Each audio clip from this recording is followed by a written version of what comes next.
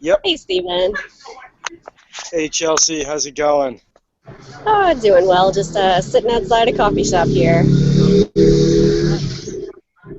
I'm walking around the Blue Moon trying to find a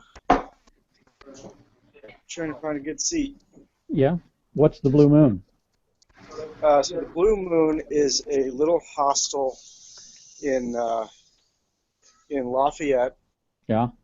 and well, it's the only hostel in Lafayette, and it has like a bar area, which I'm currently walking around, and it's just like this really cool, incredibly cultured Right. place. Oh, so last Friday were they having a big party? They have a big party like Fridays, well, like from Wednesday to Sunday. Yeah. Well, I just meant last Friday there was a Blue Moon. That's why I just said, yeah, hey, there was a full moon, the third one within the, that whole thing. So yeah, there was a Blue Moon last week, Okay, a real one. so um, So you're settled in and you're ready to talk or I dance am or sing. settled in and I'm ready to go. All right. So this is your first ever broadcast on a Hangout, correct? What it is. All right. And so after that excitement fades away, you realize that you're on a march clear across the United States for quite a long period. When did you start? I started May 25th, which was 94 days ago.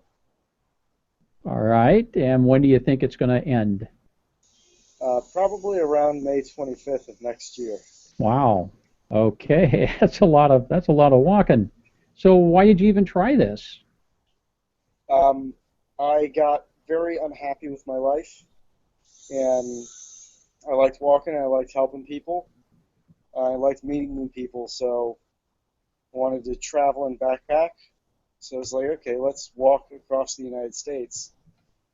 And so I'm walking 4,000 miles from uh, Tampa to Seattle, Washington, and we're going to be raising $100,000 for Free the Children and build 10 schools and educate 10,000 kids.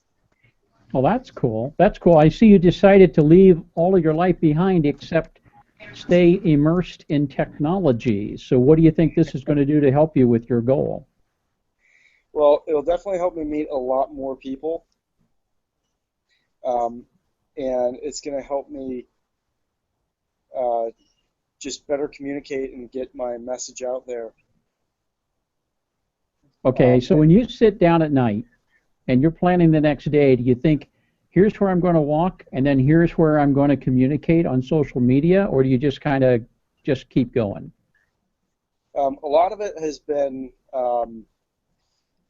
like for planning the actual walk, I like to plan at least about a week in advance, or at least from one big city to the next. Because once you get into big cities, how long you actually stay there is fairly random. So, but but so far as like the social media and all that sort of thing, it's not really that planned that much. With these Google Hangouts, I'm going to try and do at least 2 or 3 of them a week on specific days and see if I can commit myself to specific times. Yeah, okay. And you said you also were thinking about trying to use social media to make your trip go smoother for the next 3 or 4 days. Let people know you're So, coming to town. yeah, I've used social media to find places to stay in every major city that I have been in. Hey, Chris, how's it going? Hey, Katie. Oh, there you go. Hello, guys.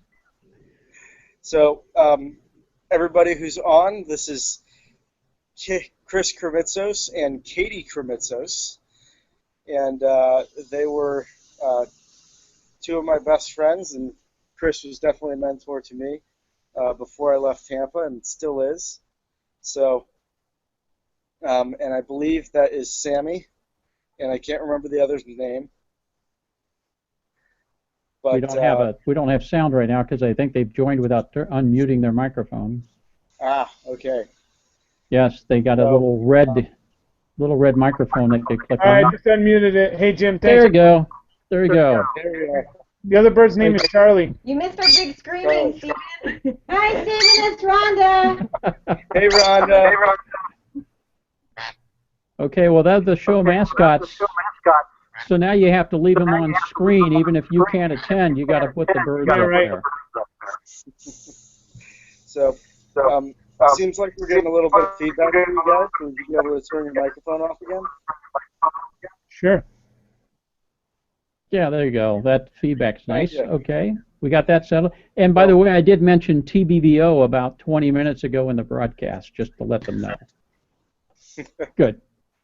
That's how I met Steven. TBBO, Yeah, Tampa Bay that's Business Owners in Tampa, of course.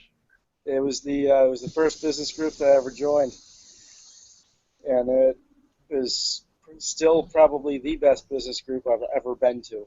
Right. Cool. But Cool. so And who just joined us?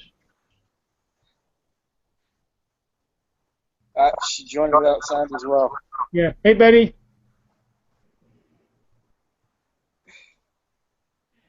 Hey, Betty, Dan, if you want to talk, there's a red microphone up at the top that you need to click.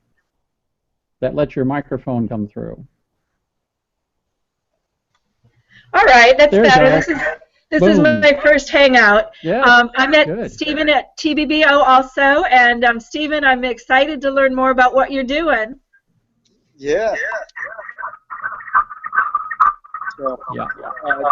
sounds like we are getting a little bit of feedback from you. So Okay. if you could keep your microphone off when you're not talking. That's okay. That's good. So I'm let's get back to the topic of how social media has impacted my trip. So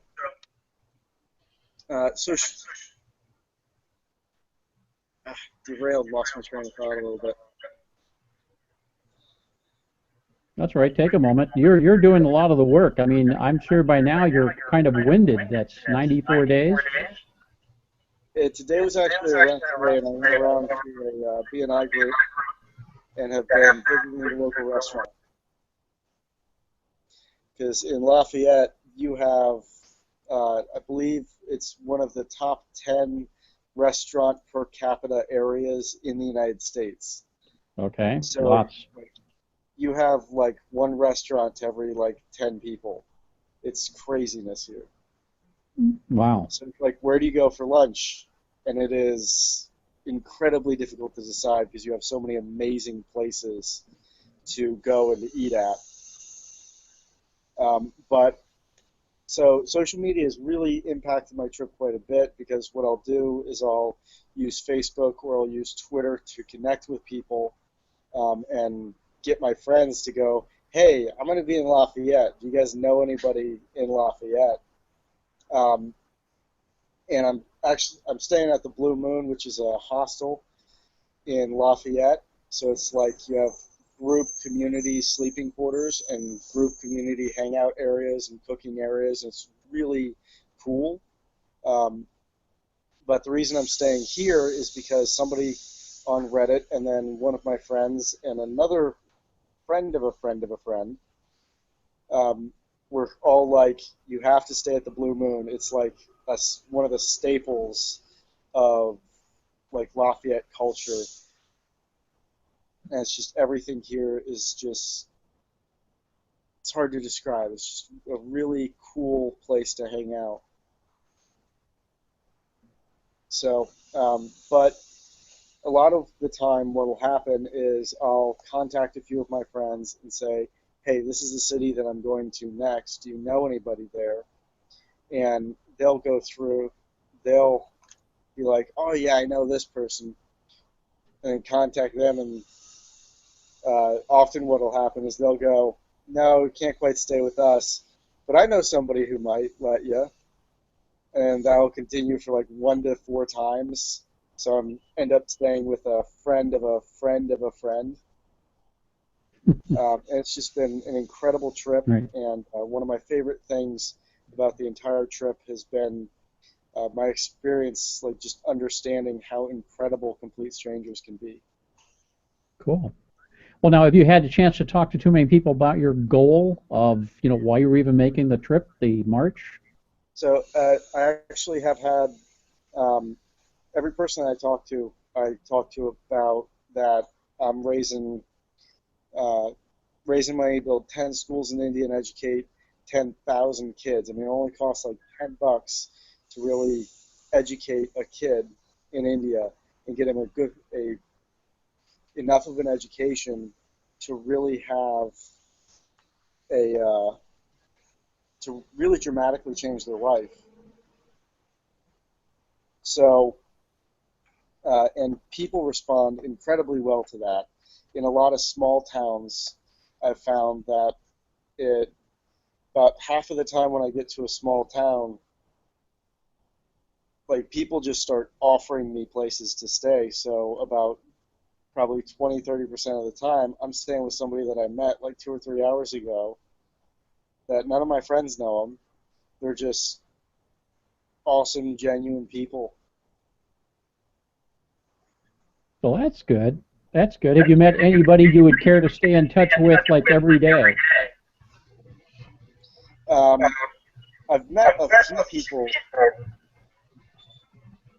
but somebody's mic is I just uh, muted. Yep. giving Go ahead. feedback. So I've met a few people that are awesome, and I do stay in touch with every day. My friend Ariel from New Orleans, I try and text her every 2 or 3, well, at least every 2 days, and she ends up keeping in contact with me too. And it's just I've met so many incredible people along this trip that I try and stay in touch with a lot of them at least 2 or 3 times a week. Now, is this something you can do while you're walking along, or do you need to stop and then make the communication and then get going again? A lot of the time, what I'll do is I'll start texting, and if I need a call, like if I'm on a call with somebody, I'll typically have to like get off on the side of the road because the cars can get really loud. Right. Yes. Yep. Now, by the way, this is a really good hangout because the ratio of men to women is 2 to 2. That's excellent. You always want to have 50% or better women because more people will watch longer. That's part of social media. And if you have two birds, that's better than one in the, what, two in the hand is worth, what, one in the bush? Is that the idea? Is that the slogan? Yeah. So when you do your social media, do you think about it and then get off to the side and say, now I've got to do these 5 things before I get back on the road? Um, well, what I try and do is I try and take at least 5 pictures every day that I would really like to share. So that's kind of my outcome. And then for Twitter, what I've been doing is I've been going, okay, every time I eat, I have to go and interact with at least one person on Twitter. And that actually has gotten me some incredible relationships on Twitter. Okay, 1 second now. I'm gonna unmute Elizabeth so she can talk. Go Thank ahead. you. Hey, Stephen. I just saw your email, so I really don't know a lot. I've read all the information, but what I'm really interested in understanding better is more about the organization, how you got involved, how you decided to do this walk. One of the things I do is I'm a teacher, and I work with international baccalaureate or a school that's getting certified. So I think that as you go on this journey, however long it's going to take and wherever you're going next, I'd like to learn enough so I can communicate to other people that are in education and working with the international market so that they maybe can follow you and maybe support you in the future. Okay.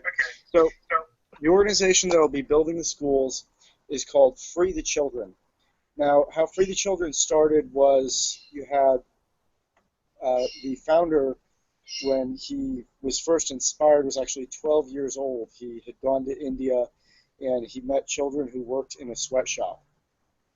And 3 years later, he'd raised enough money and gotten enough people with him so that he could go and build a school that the kids who worked in the sweatshop that he had met could run away from the sweatshop and be put up in the school and get an education so that they can do more with their life than what their parents or grandparents have ever done. And it saved them from a life of incredibly hard work when they were young. So that became Free the Children, and since 1998, when he was 15, he went back and built this school. They built over 100 schools in India and over 750 worldwide. And in India particularly is interesting to me because you have 300 million college graduates, meaning there is incredible opportunity for education, but you also have about 250 million people living in really desperate poverty. And the thing that's keeping them from getting into a college or going and getting the education that they really need to succeed is basic education, basic literacy. You have a 26% illiteracy rate, and their standard for literacy is that you can sign your own name. So what these schools do for the kids in the community is they give them about a fifth grade's level worth of education. And Free the Children builds the school, which costs about $10,000, and they work with the local governments to make sure that the kids in the village have clean water. They work with the community to increase agricultural production so that you have more food, you have enough food to feed everybody, and they set up mobile health clinics and regional health centers so that they actually have access to basic health care. So these kids are now fed, they have a sanitary living environment, and they can get the education and stay healthy and stay in school. And they work with the local governments as well to pay for the teachers, so that the teachers are paid for by the local government. After the school is built, we don't have to pay for them, and that school will last 20 years, educating as many as 1,000 kids. How did you decide to get involved with this, and how many people do what you're doing where they're marching to support this? Very few that I know of are actually marching to support this. And how I got involved was I was introduced to the founder of Change Heroes, which is a fundraising platform specifically for Free the Children. And Taylor, after watching the videos, talking with Taylor a bit, I was convinced that this was, I'm incredibly passionate about education, especially the opportunity that education can bring for someone who is in poverty.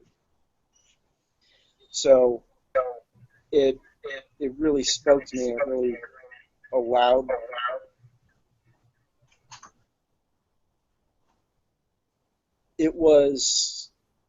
it matched my values, so I ran with it.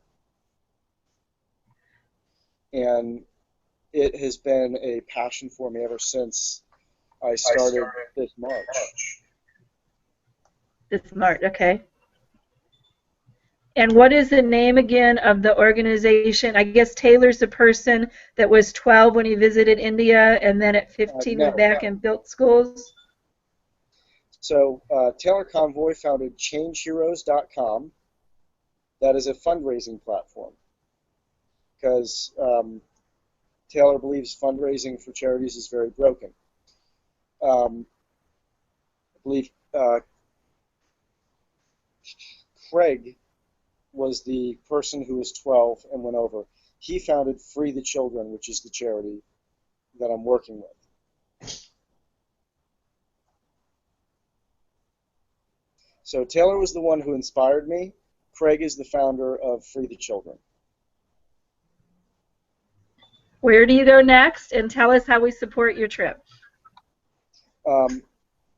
You support my trip by donating and helping out the kids. That is much more important to me than me being comfortable. And where I'm going next is I'm going to Raleigh, Louisiana, and then on to Roanoke.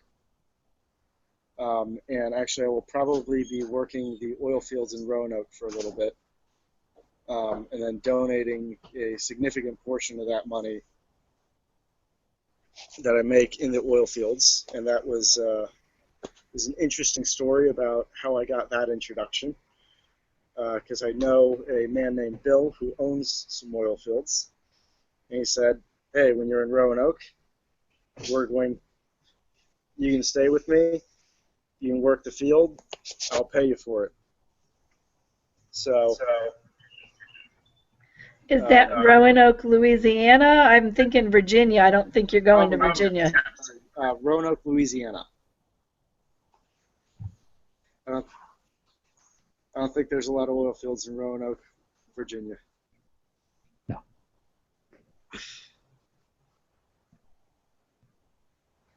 So. Well, I think Elizabeth is getting the hang of the Hangout. She's unmuting her microphone to talk and then muting it again to get rid of the feedback. But for those who don't understand, the reason you wear the earphones is so that your microphone. Oh, there's a troll. Somebody, we got to get them off. Thank you. Got to get them off the air. Block them. No, we don't want those kind of messages. Not on the Hangout. No. Hey, we got to get going. We support you, Stephen, Jim, Betty. It's great seeing you guys. See you Thursday. Yeah, keep up the great travel, Stephen. We've been watching everything you're doing. You're doing great stuff. We love you. We love you. Congratulations. We're proud of you. Bye. Bye, Betty. Bye. Yeah, Thursday, 7 o'clock. There you go. The earphones are nice because what happens is you can hear, and then the microphone doesn't pick up the sound, so everything works smoothly. So if you have headset or earphones at some point, you could then get on the Hangouts and talk more comfortably. But great. You have more questions? I always have a lot of questions. With the Hangouts, can you do unlimited number of people, or is it only up to 20 people? Total of 10. I have actually heard reports of people having literally thousands of people on at once. Well, there are actually 3 versions of the Hangouts. The way we're doing it now, we can have up to 10 total people. If you have an elevated account, you can get to 15, and if you do what's called live streaming, which is a new service, now you can have a lot of different people on there because you're more like an open-ended broadcaster. But very few people have stepped up to do that kind of technology. But who knows, maybe after he works the oil fields, we'll have a big budget and we'll get professional. Stephen, one of my visions when I was reading a little bit about your information on the email and the website is I'm trying to figure out how to get kids involved, possibly with following you and supporting the cause.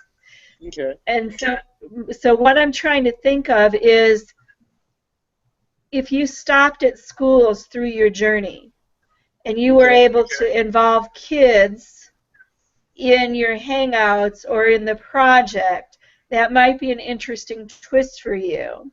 You might focus on IB schools, international schools, and you can probably look those up on websites in whatever town you're going to. I don't know in the smaller towns that you'll have a lot of IB schools. But I think if you can be crystal clear on what kids can actually do, because in the IB schools, they want to show that they're doing community service and they've got a worldwide focus. So if you can be crystal clear in how students can get involved, and I don't know if that would be maybe sending and providing pictures of the schools that this guy has already built. I don't know if it's helping to guide students in, hey, if you guys do a fundraiser from now until the end of October, until Christmas time, you know, with your goal that for every $100 you earn, you're able to build one school, like frame it in such a way and get more kids involved with your Hangouts. It might be cool from technology, and it might also spread the word of what you're doing. Yeah. Okay. how would you approach those schools? Well, I'm hoping to send your email to my principal, and I guess I can also send it to our IB coordinator. I'm at a school that's trying to become IB certified this year, and then I also taught at a school that is IB certified, and I can also share that information with them. What I need to do to pique their interest is to be able to be crystal clear on what you're doing and how the kids can get involved in a very easy, streamlined, don't take a lot of time away from class way. Okay. Let me move a little bit here real quick.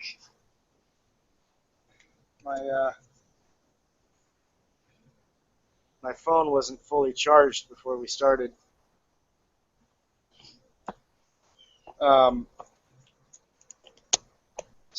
Okay, just to kind of refresh on, or summarize, you said that it needs the kids have to be able to get involved. It can't take away from their schooling, which I know that IB schools are very intense. And it has to be something, it has to be incredibly clear about what it is they're able to actually do. And with very clear instructions on how to do it. And I think that you can also allow a framework for them to come up with ways that they would do fundraising or earn money, or send letters to kids in India, or if they are in needs of books or shoes. You know, I don't know, other than raising money, other than maybe, I don't think we're talking at this point about kids going to India to help, but maybe the students need pen pals, maybe the students need books or shoes. I know that with our school, they're studying water, so information on what you guys are doing with the water systems in India might be interesting, and teachers might be able to tie those into lesson plans throughout the year. Okay. So that would actually probably be a great thing to approach the sponsor or the fundraising coordinator at Free the Children with. So, because Free the Children is actually all about having students help build schools for other children who would not be able to get access to the education.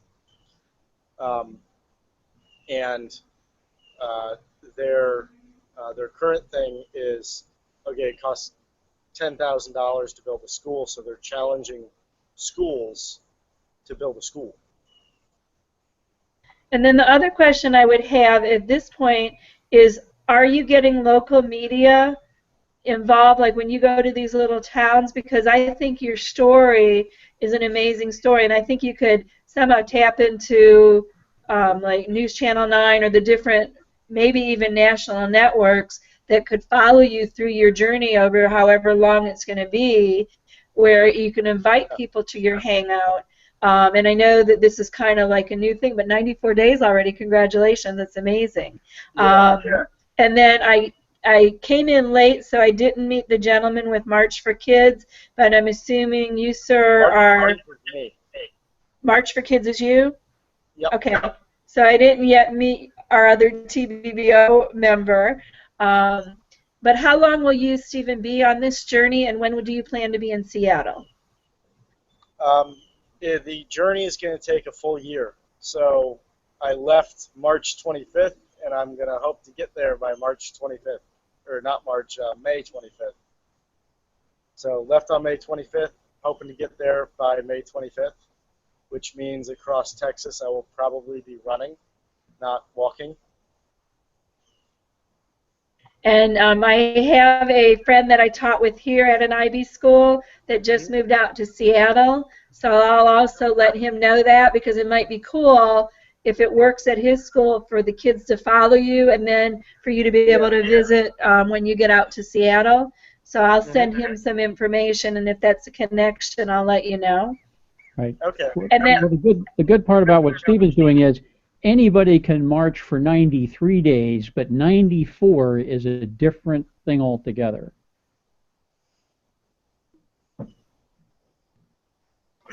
Why? Because he's setting a record now. I mean, yeah, the lightweights can do it 93, but he's going to go a lot longer than that. So people should be interested. The news media should pick it up. Yeah. And then I guess the last question I have, Stephen, is, and coming on and getting in a little late, I think your purpose of this Hangout is pretty much to just get started, to share what you're doing, and to share how you're using social media in this. Is that correct?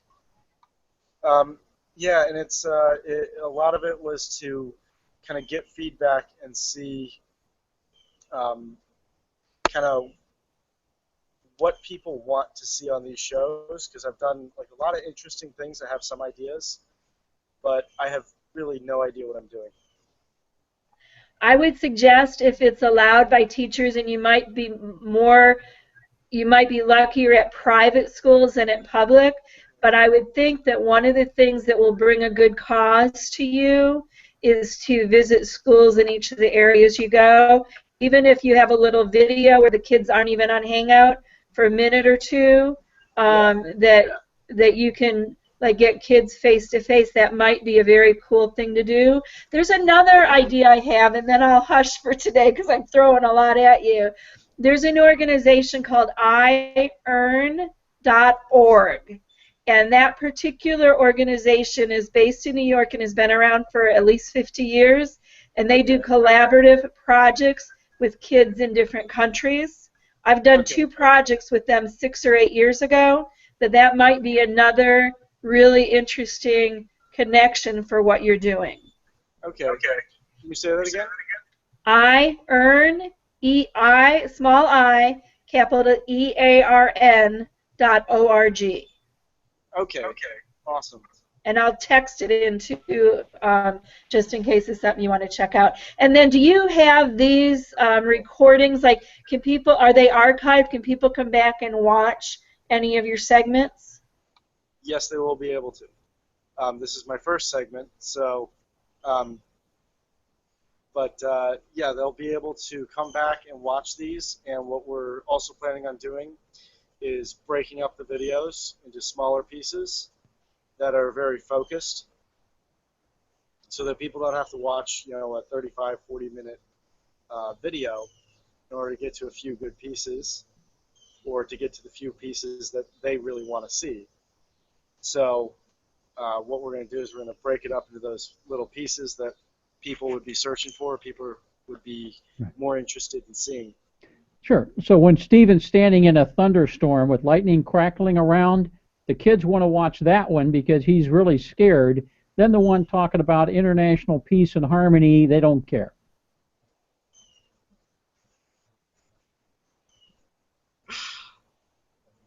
So, hey, I've only been scared like 4 times on this trip. Oh, good. Tell Only us about 4. those. Tell us about those. Do you remember them? Well, in Gonzales, Louisiana, I was walking. I was like, okay, I want to get a hotel for the night. And hotels were about 6 miles away, and I had an hour of daylight left. So I was like, okay, I'm going to get there as fast as I can. And a couple of good old boys said, hey, we know a shortcut. So they sent me down this shortcut, and while I was going, it got dark, and I was about 2 miles from the hotel. And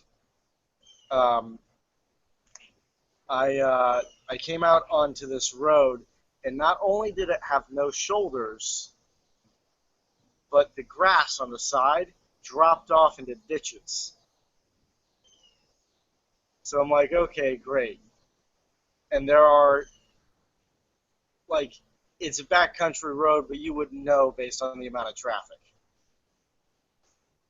So I sat there for about 30 minutes looking, just memorizing the traffic patterns. And it's like, okay, it takes this amount of time to get from there to here. So I had a cart at the time. I didn't just have my backpack. Otherwise, I probably would have, hiked around back through somebody's farm or something. But so I'm like, okay, got to go on this road. So get out on the road, going, pull off to the side. 5 seconds later, car passes. I wait until another big break, pull out, going, pull off to the side. I do this 3 or 4 times, and I'm almost to the section that has a shoulder. And I'm like, okay, I can go, I can get it. I pull out, I'm going, and the woman, she was just trying to get to work, but she was going, she didn't see the cart, she wasn't paying attention to the light on the back of my head, and she hit the cart and missed me by a few inches. And the cart went flying about, I would say probably 15 feet ahead of me and about 8 feet to the side. And the cart was totaled. I wouldn't be able to move it. My backpack was relatively unharmed. All of my electronics were unharmed with the exception of my laptop, which only had superficial damage to it, thankfully. But most of my food was gone or was like broken out of its packaging and in the mud and in water and that sort of thing, so I wasn't able to do it. And like in that moment, I just became this incredibly calm, oddly serene person. And it's like, okay, let's do this. So I went up, talked with her. She'd already called the police, and they were like, "Hey, are you injured?" I'm like, my foot hurts a little bit because the cart hit it while it was getting knocked out of the way, but it doesn't feel like anything's broken or sprained or fractured or anything like that, so it should be fine. So they sent out the ambulance and the fire truck and 4 cop cars and the state police. We had all these people out there, and just the one woman was freaking out. I'm just the calmest person in the world, and I'm like, hey, would you guys be able to give me a ride to the hotel? So they're like, sure, grab the stuff that you're able to.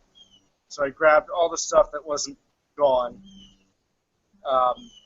put it in the back of the police car, and he had a bunch of stuff in the front seat, so I got in the back, and I realized that police cars are really just really nice cabs that you can't get out of by yourself.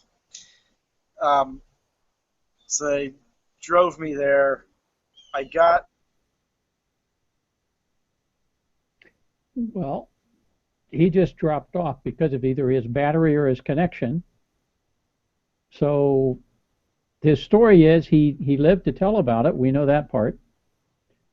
And so it looks like he might be having trouble staying on air. But as long as I'm on air, the broadcast continues. And right now we're being recorded on YouTube.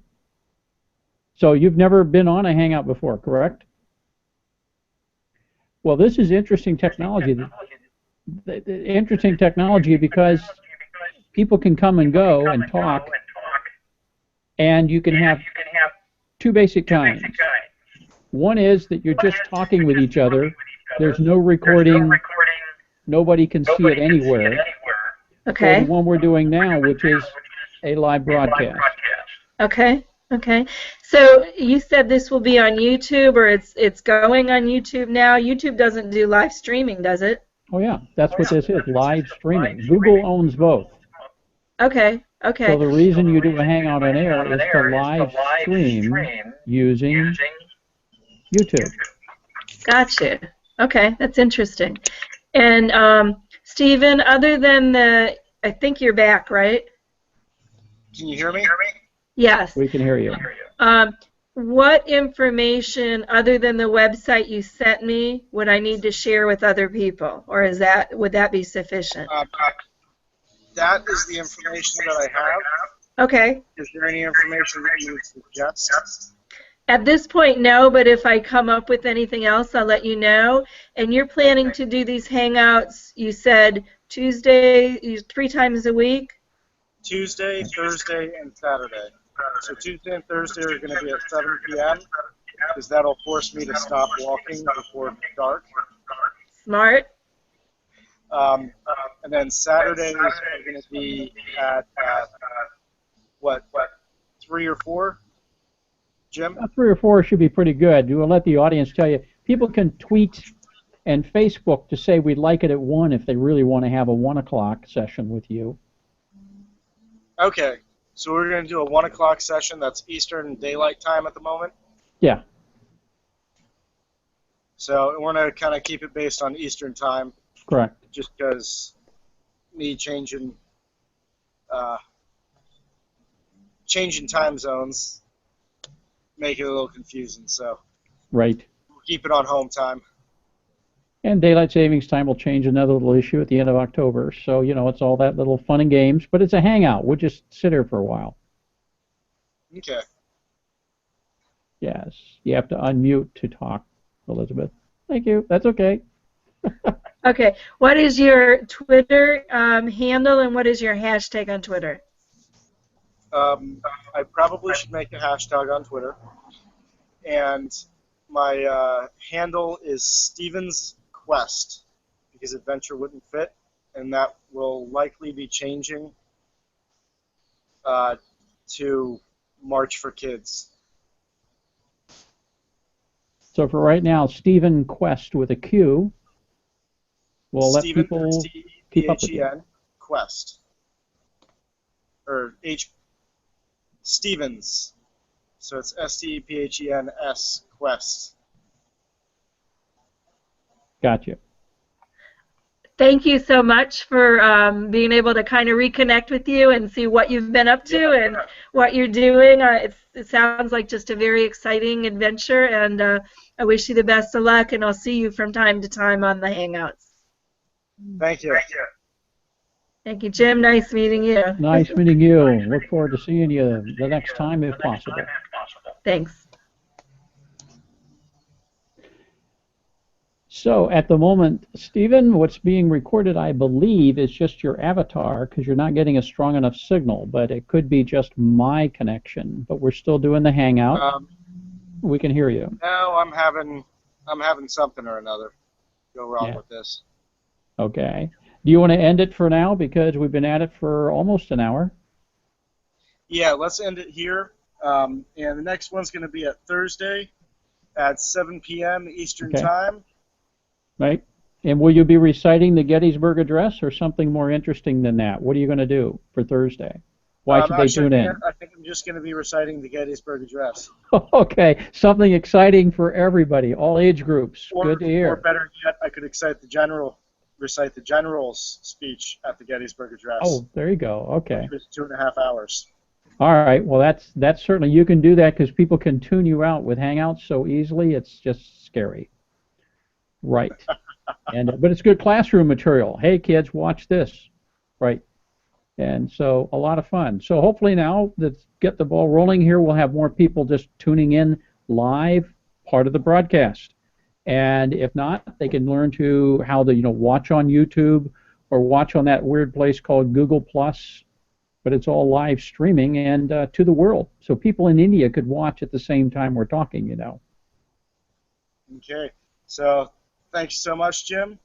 And we are out. Yeah, I'm going to do one for Elizabeth here. Search for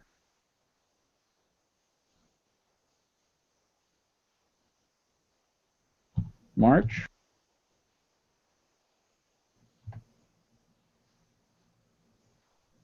Because that's the name of your channel, correct? Yes. Did you type it into the chat? Yes, I did. Okay. It says search for on YouTube March for Kids, and pretty soon we're going to have it where you could search anywhere and you'll be able to find it because we're going to be so popular searching anywhere. Yahoo, doesn't matter where, March for Kids is going to come up with your YouTube channel. That's true. We know how to do that. So, okay. Very good. Okay, well, I'm going to sign off too. I got computer programming to do tonight because I have my real job to do as well as listening to your travels. And so it'd be interesting if you have some good stories to tell. And I'd be interested in knowing what you want to try to do to connect with people in the next 4 or 5 days on your journey, saying, I'd really like to find this person or that person or this group. If you know people in Lafayette I can hang out with, let's hang out with some people in Lafayette. Yeah. Stand on the street corner and ask people if they want to hang out and see what you get. If I wear my backpack, it works really well. If I don't, okay. I don't know why. Right. Well, then you have to resort to your aluminum hat to get their confidence. There we go. Yeah. So, okay. Okay. Good. I'll see y'all later. I'm over and out. Talk to you soon. Bye-bye, everybody.